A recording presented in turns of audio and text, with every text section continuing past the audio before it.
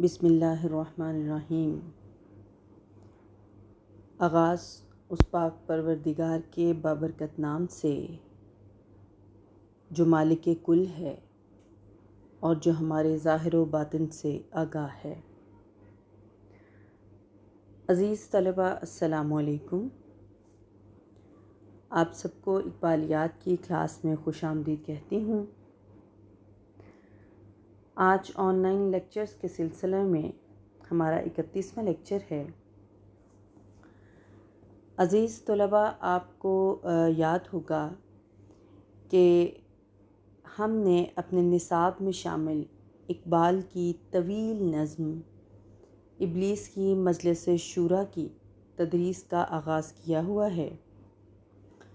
اس سلسلے میں ابتدائی طور پر 3 لیکچرز جو ہیں وہ پایہ تکمیل کو پہنچ چکے ہیں، جس میں امید کرتی ہوں کہ آپ اقبال کی اس مشہور و معروف نظم کے حوالے سے، نظم کے متن سے لے کر اس کے ابتدائی تعارف اور مختلف سیاسی نظاموں کے بارے میں بخوبی آگاہ ہو چکے ہوں گے، کیونکہ گزشتہ 3 لیکچر انہی موضوعات پر مشتمل تھے، اور جس کا مقصد، اتنی طویل تمہید کا مقصد اور ان چیزوں کو بہت زیادہ تفصیل میں جانے کا مقصد یہ تھا کہ آپ اس نظم کی اچھے طریقے سے تفہیم کریں اور اس کا تجزیہ کر سکیں۔ تو عزیز طلبہ، آج اس سلسلے کی دوسرا جو ہے ایک طرح سے اس کی شروع ہوتی ہے۔ اب ہم ابلیس کی مجلس شورا نظم کا فکری و فنی تجزیہ کریں گے۔ اس سلسلے میں یہ پہلا لیکچر ہے۔ ہم مختلف لیکچرز میں سلسلہ وار میں پہلے مختلف موضوعات، اقبال کے افکار، اس نظم کے حوالے سے ان کی سوچ، ان کے تصورات کو آپ کے گوش گزار کروں گی، اور پھر اس کے بعد اس کا فنی تجزیہ کروں گی۔ تو ہم دیکھتے ہیں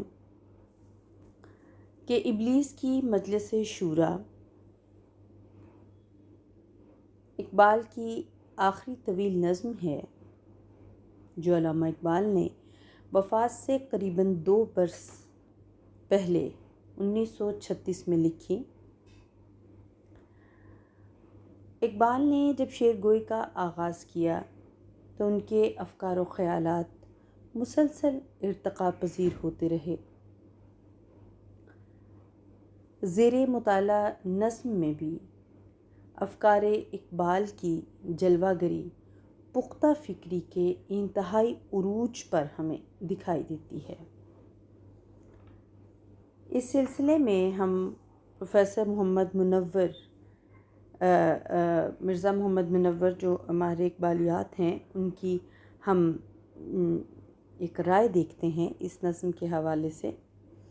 وہ کہتے ہیں کہ ابلیس کی مجلس شورا میں نیم ڈرامائی آہنگ اور فنکارانہ پختہ کلامی کے ہمراہ اسلامی نظام کی بے نظیر اصولی، اجتماعی اور روحانی قوت کا برملا اظہار و اعلان ہے۔ یعنی کہ بہت جامع طریقے سے اقبال نے مختلف سیاسی نظاموں کے ساتھ اقبال نے اسلام کے سیاسی نظام کا مقابلہ کرنے کے بعد اس کی قوت، حاکمیت کا جو غالب پہلو ہے وہ سب سامنے آیا اس نظم کے بعد۔ تو ہم دیکھتے ہیں ابلیس کے لفظی مفہوم کے بارے میں۔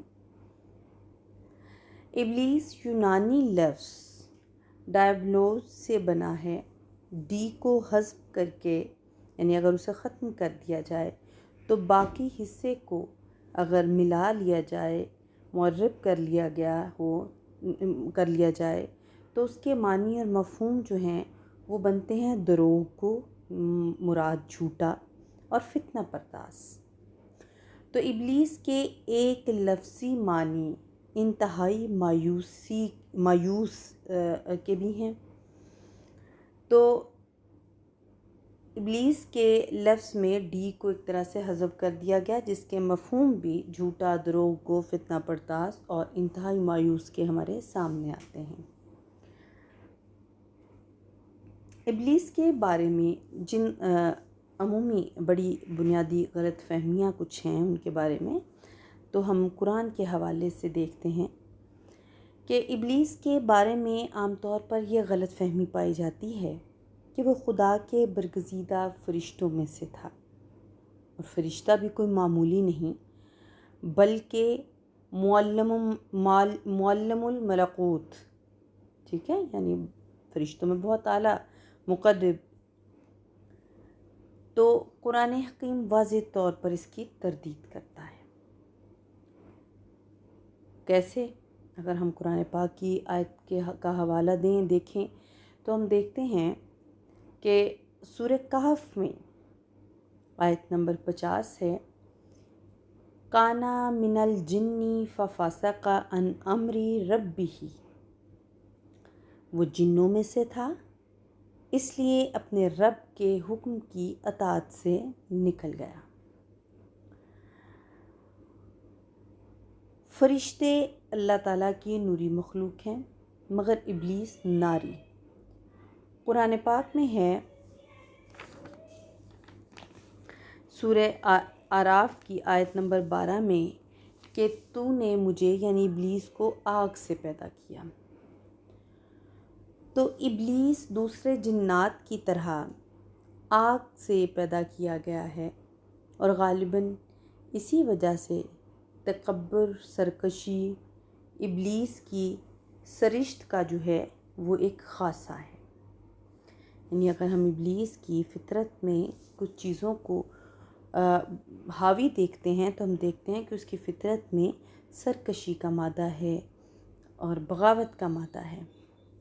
اللہ تعالیٰ کی حضور عجز و اطاعت کے بجائے ابلیس نے انحراف و استکبار کا راستہ اختیار کیا، یعنی نافرمانی کا راستہ اختیار کیا۔ آدم علیہ السلام کو سجدہ کرنے میں چونکہ آگ سے تخلیق پایا ہے، اس وجہ سے ہم کہہ سکتے ہیں کہ اس کی بنیادی سرشت سرکشی نے اسے آدم علیہ السلام کو سجدہ کرنے سے باز رکھا۔ تو بنی اسرائیل، سورہ بنی اسرائیل میں آیت نمبر 62 ہے، تو اس میں ہے اَأَسْجُدُ لِمَنْ خَلَقْتَ طِینًا، کیا میں اس کو سجدہ کروں جسے تو نے مٹی سے پیدا کیا؟ تو اس کفر یعنی وَقَانَ مِنَ الْکَافِرِین کہ وہ کافروں میں سے ہو گیا، اس کفر کے نتیجے میں وہ شیطان بلکہ شیطان مردود قرار پایا۔ اس نے نوع انسانی کو بہکانے اور اپنی دل فریبیوں کے ذریعے گمراہ کرنے کی اجازت طلب کی، اور یہ کہا کہ اگر تو مجھے قیامت کے دن تک مہلت دے تو میں انسان کی پوری نسل کو تباہ کر دوں۔ اور ایک سورہ الحجر میں جو ہے وہ آیت نمبر 39 میں وہ کچھ یوں ابلیس کی زبان سے ادا ہوئے الفاظ ہیں کہ اب میں زمین میں ان کے لیے دل فریبیاں پیدا کر کے ان سب کو بہکاؤں گا۔ تو کیا ہوا کہ اللہ تعالیٰ نے اجازت دے دی۔ اب یہ تو ابلیس کے چونکہ ہم بہت اہم اقبال کی مجلس شورا کی جو ابلیس کی مجلس شورا کی نظم ہے اس کا تجزیہ کرنے جا رہے ہیں، تو اس حوالے سے ہم نے آغاز سے ابلیس کے لفظی مفاہیم سے لے کے اس ابلیس کا وہ حوالہ جو قرآن کا حوالہ ہے وہاں سے ہم نے آغاز کیا ہے۔ تو قصہ آدم و ابلیس کے سلسلہ میں دو غلط فہمیاں بہت عام ہیں۔ نمبر 1 کہ شیطان کے بہکاوے میں آ کر حوا نے آدم علیہ السلام کو ممنوعہ پھل کھلا دیا۔ اب اس ایک غلط قصے کی بنیاد جو ہے وہ بائبل کی ایک روایت ہے، اس روایت نے دنیا میں عورت کے اخلاقی، قانونی اور معاشرتی مرتبے کو گرانے میں بڑا کردار ادا کیا اور بڑا ایک حصہ لیا اس چیز میں، مگر قرآن پاک نے صراحت کے ساتھ اس کی تردید کی ہے۔ سورہ اعراف میں ہے کہ ابلیس نے بیک وقت آدم و حوا دونوں کو بہکایا۔ پھر سورہ طٰہٰ میں ہے کہ اس کے وسوسہ اندازی کا اصل رخ آدم کی طرف تھا۔ دوسری غلط فہمی کہ ممنوعہ پھل کھا کر نافرمانی کا جو راستہ اختیار کرنے کی پاداش میں، اس کی سزا میں آدم علیہ السلام کو جنت سے نکال کر دنیا میں بھیج دیا گیا۔ اب یہاں قرآن حکیم وضاحت کرتا ہے کہ آدم و حوا کو بطور سزا زمین پر نہیں اتارا گیا۔ یہ دنیا ان کے لیے دارالعذاب نہ تھی، بلکہ آدم کو تو زمین کی خلافت کے لیے ہی پیدا کیا گیا تھا۔ زمین پر اللہ تعالیٰ نے انہیں اپنا خلیفہ اور نبی بنا کر بھیجا، اور اس کا جو ہے سورہ بقرہ میں آیت نمبر 37 اور 38 میں جو ہے وہ اسی بات کا جو ہے وہ ہمیں واضح ہوتا ہے کہ اللہ تعالیٰ ارشاد فرماتے ہیں کہ زمین پر اللہ تعالیٰ نے انہیں اپنا خلیفہ اور نبی بنا کر بھیجا۔ تو ابلیس اقبال کی شاعری میں ایک اہم کردار ہے۔ اب تو یہ وہ غلط فہمیاں ہیں جو عمومی طور پہ ہم نے قرآن کے حوالے سے اس کی صراحت کر دی، تاکہ ان عمومی غلط فہمیوں کا بھی ازالہ ہو جائے جو عام طور پر ہم ایک روایتی اور قصے کے طور پر جو ہے اقبال اور قصے کے طور پر جو آدم اور حوا کے ساتھ منسوب کر دیتے ہیں، تو اس کی جو ہے وہ ابلیس کے حوالے سے بحوالہ قرآن اس کو جو ہے وہ ہم نے صراحت کر دی۔ تو ابلیس جو ہے وہ اقبال کی شاعری میں ایک اہم کردار ہے۔ اقبال کی اردو اور فارسی شاعری میں بہت سی ایسی نظمیں ملتی ہیں جن کا موضوع ابلیس ہے۔ مستقل منظومات کے علاوہ متعدد مقامات پر ابلیس کا تذکرہ ملتا ہے۔ اس سے ابلیس کی جو شخصیت یا حیثیت تشکیل پذیر ہوتی ہے، اس کا سب سے اہم پہلو وہی تکبر و سرکشی ہے۔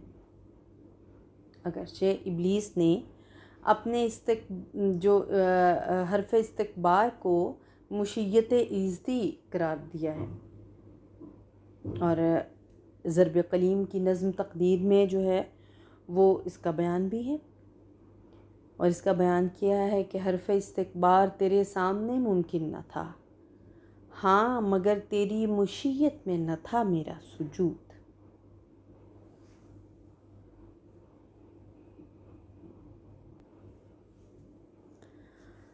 تو اس میں جو ہے وہ ایک طرح سے ابلیس کے اس کردار پر جو ہے وہ روشنی بھی پڑ رہی ہے، جس گزشتہ لیکچرز میں آپ کو اگر یاد ہوگا تو ہم نے بہت تفصیل کے ساتھ وہ اقبال کی مختلف نظموں کو میں نے بڑی تفصیل کے ساتھ جو ہے وہ آپ کے گوش گزار کیا کہ کون کون سی اہم نظمیں ہیں جن میں جو ہے وہ اقبال نے ابلیس کو بحیثیت کردار جو ہے وہ پیش کیا، اور ابلیس جو ہے اس کی زبان سے جو ہے وہ کس طرح کے جو ہے وہ افکار سامنے آتے ہیں، کیا خیالات سامنے آتے ہیں، اقبال ان کا جواب کس طرح پہ دیتے ہیں۔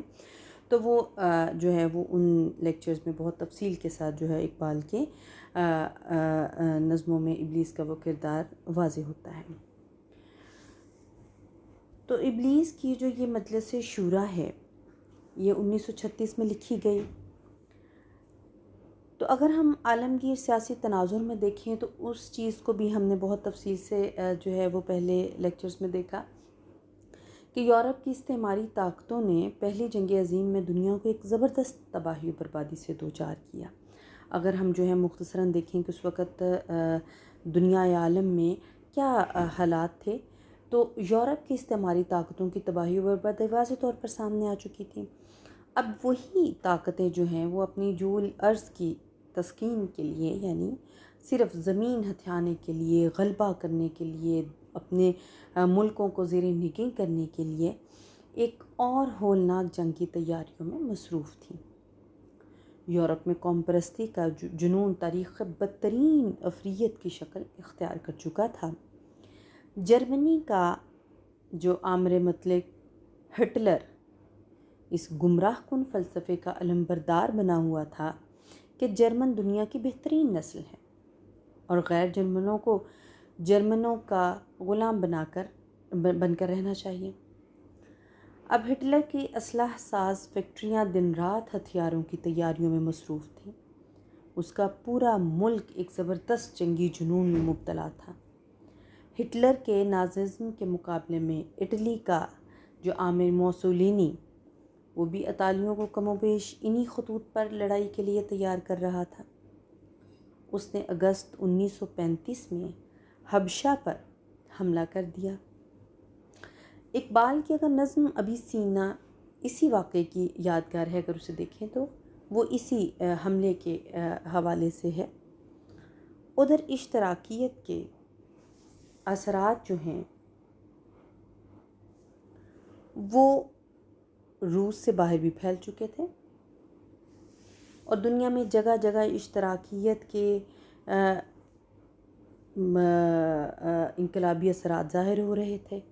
دنیا ایک خوفناک جنگ کے دہانے پر کھڑی تھی اور 3 برس بعد دوسری عالمی جنگ شروع ہو جاتی ہے۔ وہ بھی ہم دیکھتی ہے دنیا اپنی آنکھ سے۔ تو بیشتر جو ہیں وہ مسلم ممالک پر استعماری طاقتوں کا قبضہ تھا۔ بعض ممالک بظاہر تو آزاد تھے، مگر ذہنی اور تہذیبی طور پر وہ مغرب کے مقابلے میں احساس کمتری اور شکست خوردگی کا شکار تھے۔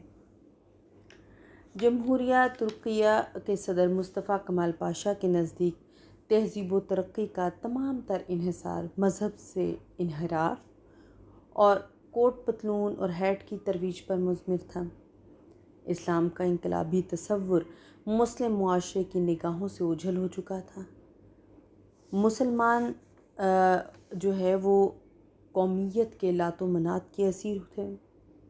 غلامانہ ذہنیت کی وجہ سے عبادات، نماز، روزہ، حج، جہاد وغیرہ کا بھی ایک ظاہری گورکھ دھندا سا بن چکا تھا اور دراصل اسلام کی اصل روح جو ہے اس کا فقدان ہو گیا تھا اور اسلام کی اصل روح ختم ہوتی دکھائی دے رہی تھی۔ تو اقبال کی جو ہے وہ بنیادی ایک چیز یہی ہے ان کے افکار و تصورات میں کہ وہ ہمیشہ مسلمانوں کے اندر وہ ایک تڑپ، اضطراب اور وہ سوز و ساز اور وہ روحانیت کی کمی کو جب محسوس کرتے ہیں تو وہ زیادہ تکلیف میں آتے تھے۔ تو اس نظم کا بنیادی مقصد بھی یہی جو ہے اسلام کی ظاہری عبادات کا تو قائم رہنا، مگر اس کے اصل روح کا ختم ہو جانا جو تھا وہ ایک تکلیف دہ امر تھا۔ تو یورپ کی استعماری طاقتوں خصوصاً برطانیہ نے جو ہے وہ نہایت دور اندیشی سے کام لیتے ہوئے پہلے سے ہی علمی، تہذیبی اور ثقافتی سطح پر بھی مسلمانوں کی جڑیں جو ہیں وہ کھوکھلی کرنا تو شروع کر دی تھیں۔ 19ویں صدی میں انہوں نے قاہرہ، بیروت، دمشق، استنبول اور کئی دوسرے مقامات پر ایسے تعلیمی اور تحقیقی ادارے قائم کیے جنہیں مسلمانوں کے اندر مغربی تہذیب و نظریات کے نفوذ کا ذریعہ بنایا گیا۔ اس کے ساتھ ہی انہوں نے عرب قومیت اور تورانی قومیت کی عصبیت کو بھی ہوا دی۔ چنانچہ عربوں کی قوم پرستی اور ترکوں کی قومی تحریک کا جو ہے وہ آغاز کرنے والے بیشتر لوگ یہودی اور عیسائی تھے۔ عرب قوم پرستی کی تحریک 5 عیسائی نوجوانوں نے شروع کی جو کہ بیروت کے پروٹسٹنٹ کالج کے تعلیم یافتہ تھے۔ تو بطور خاص انہوں نے مسلمانوں کو بھی اپنی تحریک میں شامل کیا تاکہ ان کے ذریعے مسلمانوں کے اندر نفوذ کرنے میں کامیابی ہو، اپنی تحریکیں، اپنے افکار۔ تو اسی طرح جو ہے وہ ان یورپی استعماری طاقتوں نے اپنے ان عزائم استعمارانہ سوچ سے تہذیبی، ثقافتی اور تعلیمی لحاظ سے ہر جگہ اپنے اثرات جو ہیں وہ مسلمانوں کے اندر جو ہیں وہ اتارنے کی کوشش کی۔ تو مشرق وسطیٰ سے دور ہندوستان میں ذہنی و تہذیبی رجحانات کے پس منظر میں بھی یہی عوامل کام کر رہے تھے۔ ہندوستانی مسلمان مغلوں کے زوال اور انگریزوں کے تسلط کی وجہ سے ذہنی لحاظ سے بہت پسماندہ تھے۔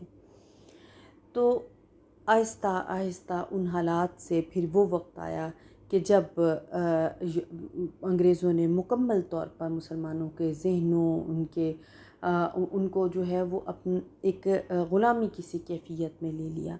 تو یہ ایک بہت طویل جدوجہد تھی اور ایک بڑی طویل سوچ بچار کے بعد جو ہے وہ یہ مسلمانوں کے اندر سے ان کی روحانیت کو ختم کرنے کی ایک پوری سبیل تھی، ایک پورا راستہ تھا جو انہوں نے بڑے ایک دانش مندی سے، مستقل مزاجی سے اور اپنی عقل سے جو ہے وہ اس طرح کے حالات پیدا کر لیے۔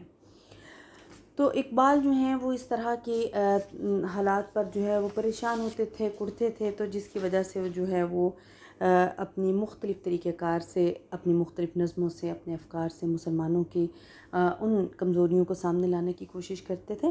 تو اس نظم کے ذریعے بھی اقبال نے در حقیقت اقوام عالم کے سیاسی نظاموں پر ایک ناقدانہ نگاہ ڈال کے، ایک تنقیدی اشارے کر کے، ایک ڈرامائی کیفیت میں ابلیس کے کردار کو سامنے لا کے اس کے مشیروں کی جو ہے وہ ایک پارلیمنٹ جو ہے وہ اس کا ایک طرح سے ایک سین کریٹ کر کے تو اسلام کی حاکمیت کو واضح کرنا اور پھر اس کے اسلام کے اندر جو روحانیت کا فقدان ہوتا جا رہا اسے ظاہر کرنا اقبال کا اصل مقصد تھا۔ تو یہ تو آج کے اس لیکچر میں ابلیس کے حوالے سے، قرآن کے حوالے سے اور ابلیس کے بارے میں عمومی غلط فہمیوں کی تفصیل کے بعد جو ہے وہ عمومی طور پر جو غلط فہمیاں ان کے بارے میں وضاحت کی گئی، اور اس کے ساتھ جو ہے اقوام عالم کے حالات، اس وقت کے سیاسی حالات پر ایک نظر ہم نے ڈالی، جو پہلے بھی میں نے خیر آپ کو بڑی تفصیل سے بتا چکی تھی۔ انشاءاللہ اگلے لیکچر میں ہم اس نظم کے حوالے سے اقبال کے فکری تصورات کا جائزہ لیں گے، اور پھر اپنے تیسرے لیکچر میں فنی تصورات کا جو ہے، فنی محاسن کا جو ہے وہ جائزہ لیا جائے گا۔ تو تب تک کے لیے آپ مجھے اجازت دیجیے، انشاءاللہ اگلے لیکچر میں ملاقات ہوگی۔ بہت شکریہ، اللہ حافظ۔